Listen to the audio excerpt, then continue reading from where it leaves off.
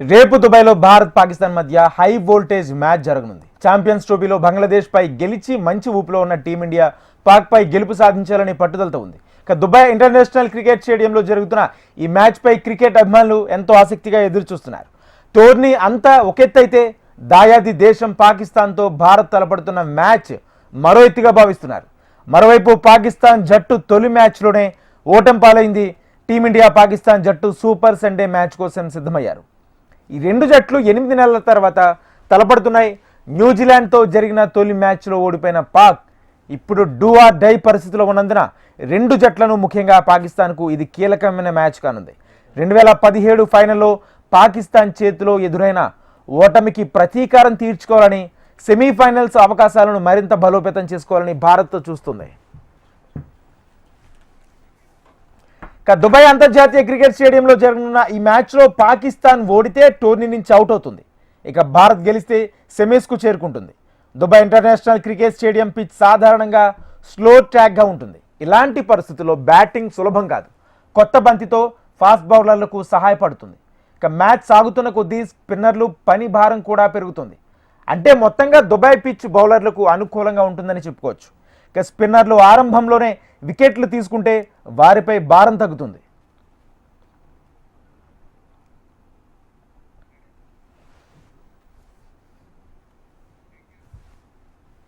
యూఏఈలో భారత్ పాకిస్తాన్ జట్లు 28 సార్లు వన్డేలో తలపడ్డాయి. ఇందులో టీమిండియా 9 సార్లు విజేతగా నిలిచింది. పాకిస్తాన్ 19 మ్యాచ్ల్లో విజయం సాధించింది. అంటే వన్డే క్రికెట్లో దుబాయ్లో పాకిస్తాన్కు భారత్పై మంచి రికార్డులు ఉన్నాయి. 1978లో భారత్ పాకిస్తాన్ మధ్య తొలి వన్డే జరిగింది. మొత్తంగా ఇరు జట్ల మధ్య ఇప్పటి వరకు 135 సార్లు తలపడ్డాయి. ప్రస్తుతం వన్డేలో హెడ్ టు హెడ్ రికార్డుల్లో పాకిస్తాన్ పై చేయిగా ఉంది. వీటిలో 78 మ్యాచ్ల్లో పాకిస్తాన్ గెలవగా భారత్ 57 మ్యాచ్ల్లో విజయం సాధించింది. రెండు జట్ల మధ్య జరిగిన 5 మ్యాచ్ల్లో ఫలితం రాలేదు. అయితే భారత్ పాకిస్తాన్ మధ్య జరిగిన చివరి 10 మ్యాచ్ల్లో టీమిండియాదే పై చేయిగా ఉంది. 7 మ్యాచ్లను భారత్ గెలుచుకుంది. 2 పాకిస్తాన్ గెలుచుకోగా 1 ఫలితం రాలేదు.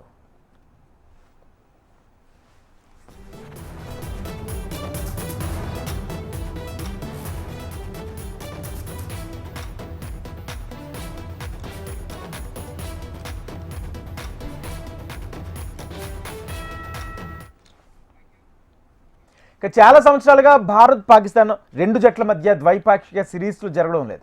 ఈ రెండు జట్లు కేవలం ఐసీసీ ఈవెంట్లలో మాత్రమే తలపడుతున్నాయి. దీంతో భారత్ పాకిస్తాన్ మ్యాచ్ అంటే యావత్ ప్రపంచ దేశాలు మరింత ఆసక్తిని చూపుతున్నాయి. టోర్నమెంట్లో తమ చిరకాల ప్రత్యర్థి పాకిస్తాన్ను ఓడించే ఫేవరెట్గా కనిపిస్తుంది. అయితే ఈ మ్యాచ్ జరిగే దుబాయ్ స్టేడియం పిచ్ పరిస్థితి ఎలా ఉంటుంది? పిచ్ ఫాస్ట్ బౌలర్లకు లేదా స్పిన్నర్లకు సహకరిస్తుందా లేదా అన్నది చూడాలి.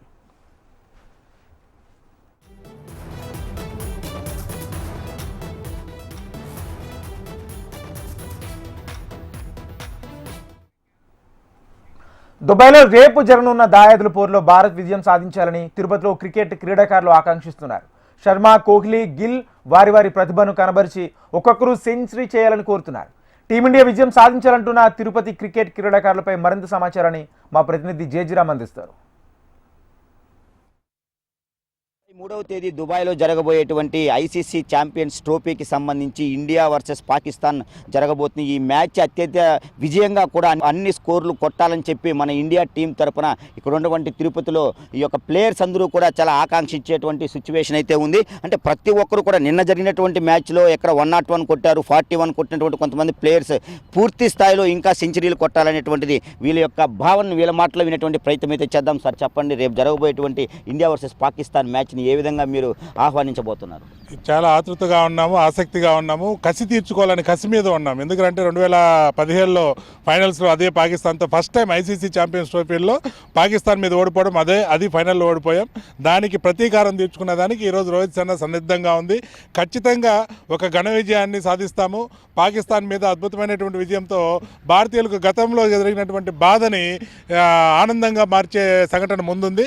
ఖచ్చితంగా రోహిత్ సేన ముందుండి రోహిత్ ఈరోజు తన బ్యాట్ నుంచి సెంచరీని సాధించాలని, అలాగే కోహ్లీ కూడా ఖచ్చితంగా 100తో ఈరోజు విరుచుకుపడతాడు. పాకిస్తాన్ అంటే కోహ్లీకి చాలా ఆనందం, ఏదో మన కాజాలు తిన్నట్టు చాలా ఆనందంగా బ్యాటింగ్ చేస్తాడు పాకిస్తాన్ అంటే.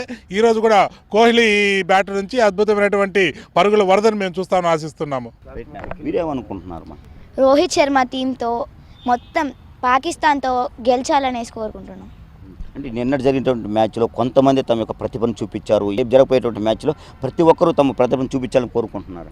అవును, ప్రతి ఒక్కరూ ప్రతిభను చూపించాలి. ఎందుకంటే వాళ్ళ టీంని మొత్తం బలంగా చూసుకోవాలి.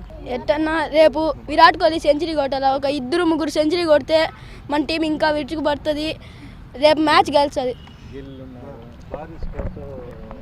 మీరేమనుకుంటున్నారు?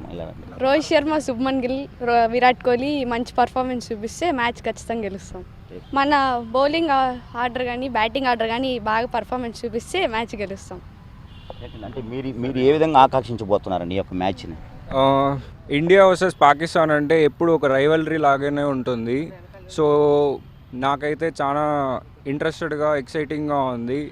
కోహ్లీ ఖచ్చితంగా మళ్ళీ ఒక 183 అట్లా కొట్టాలని కోరుకుంటున్నాను.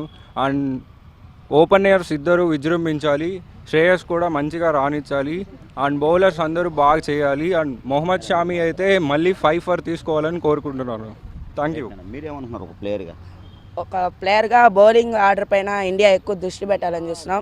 షమీ 5 వికెటాలు తీశాడు. మళ్ళీ తీసి మంచిగా బౌలింగ్ పర్ఫామ్ చేయాలని కోరు. అంటే ఈ యొక్క మ్యాచ్ ఏదైతే జరగబోతుందో ఆ యొక్క మ్యాచ్కి అందరూ కూడా ఉన్నటువంటి టీం మొత్తం ప్రతి ఒక్కరూ తన ప్రతిభను చూపించాలి. ప్రతి ఒక్కరూ సెంచరీ దాటాలి. కెప్టెన్షిప్ ఎవరు చేస్తున్నారో వారికి ఒక ప్రతిభను చూపించే విధంగా కూడా ఈ యొక్క టీం రేపు జరగబోయేటువంటి ఇండియా వర్సెస్ పాకిస్తాన్లో ఇండియా అత్యధిక స్కోర్ సాధించి ఉన్నత స్థానంలో ఉంచాలని ప్రతి ఒక్క ప్లేయర్ కోరుకుంటున్నారు. కెమెరామెన్ సుబ్బుతో జయజరం, HM TV తిరుపతి.